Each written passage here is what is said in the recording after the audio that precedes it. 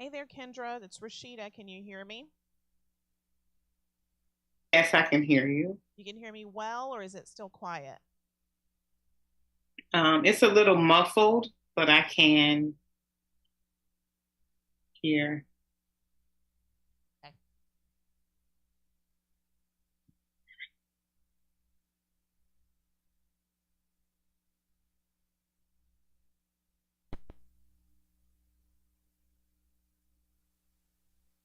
Good evening, everyone. Thank you so much for being here with us in person and online. We are grateful to be hosted again at St. Augustine's University. We're here in their beautiful chapel for a discussion with our community on promoting wellness, a discussion on sexually transmitted diseases, HIV, COVID 19, and more. I'm Dr. Rashida Monroe. I'm a pediatrician at WakeMed Health and Hospitals. So, we all know that since late 2019, the whole world has been dealing with the COVID 19 pandemic.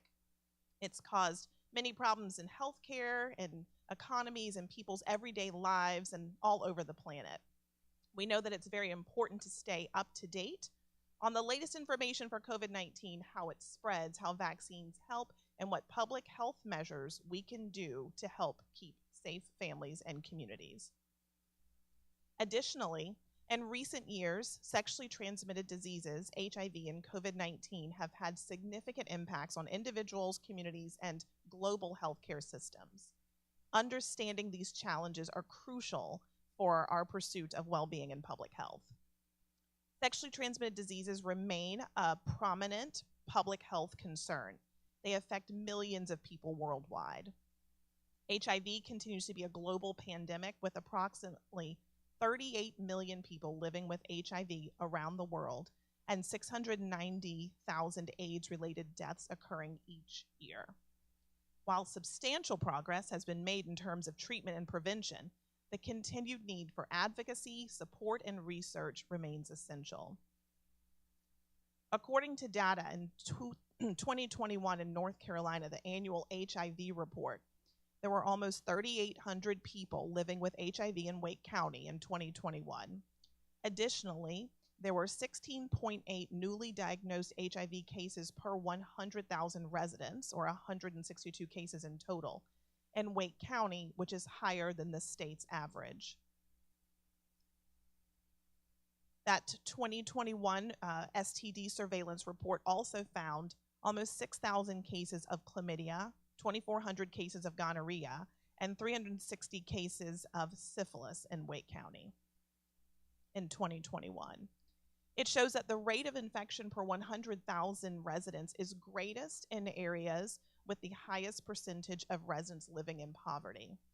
And for chlamydia, gonorrhea, and syphilis, the rate per 100,000 individuals is highest amongst Black or African American individuals across all genders. And this year, between January and March, we saw an increase in all three STDs across all cases. Chlamydia was reported the highest with 1,200 cases, with 308 cases of gonorrhea reported. In order to address this issue, the Wake County Public Health Department is working closely with healthcare providers, community partners to provide education and information to monitor and address the cases of HIV and sexually transmitted diseases. They are committed to providing resources and expanding treatment and testing in the county. So, we are here today to talk about all of the above. We may also have time to talk about RSV as we enter our respiratory season and we think about COVID, flu, and RSV. So I'll start by introducing my panelists. We are joined here today in person by our longtime co-host of Ask the Doc Town Halls, Dr. Stephanie Etienne. Dr. Etienne, welcome, and can you introduce yourself? Monroe. I'm Stephanie Etienne, and I'm a family physician. I've practiced in the Raleigh area for about 18 years now, and in particular in the Southeast Raleigh community. I've worked for the Wake County Health Department in Wake Forest, as well as here in Southeast Raleigh. providing care for pretty much patients of all ages, children, adults, providing prenatal care, family planning services, and also STD services.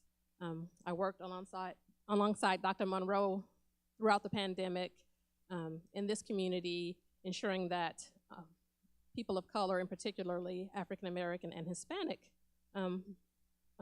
people who were less likely to get the vaccine had access to the vaccine.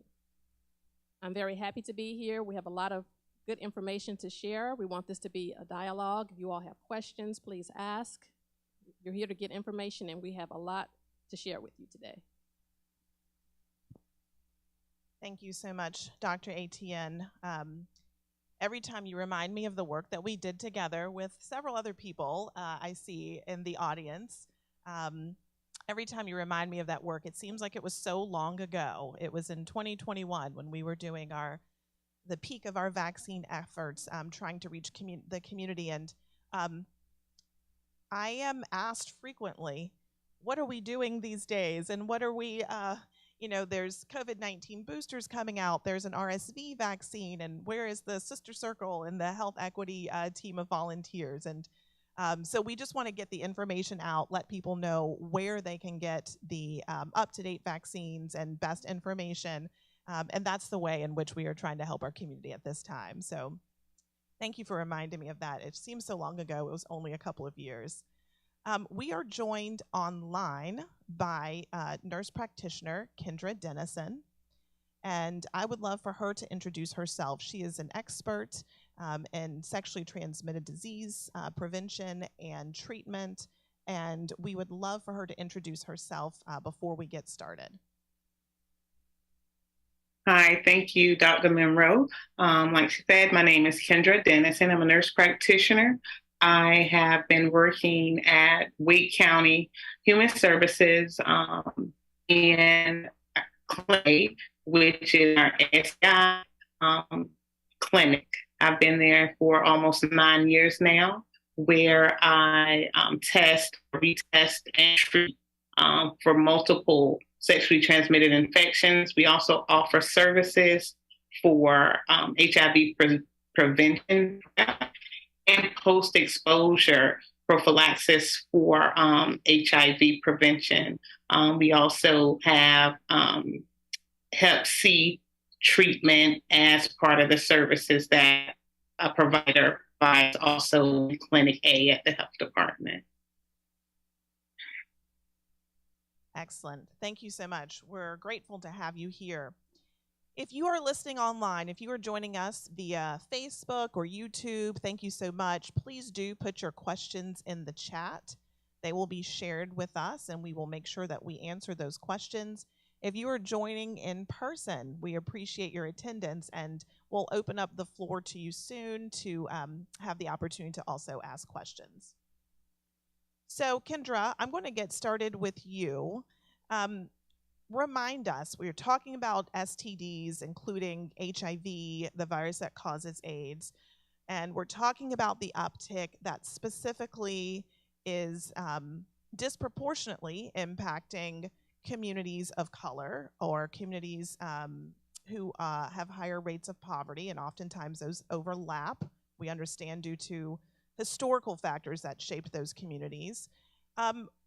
What is the overall message? What do people need to do? The rates are going up. People want to stay safe. What do people need to do to keep themselves safe from sexually transmitted diseases, including HIV?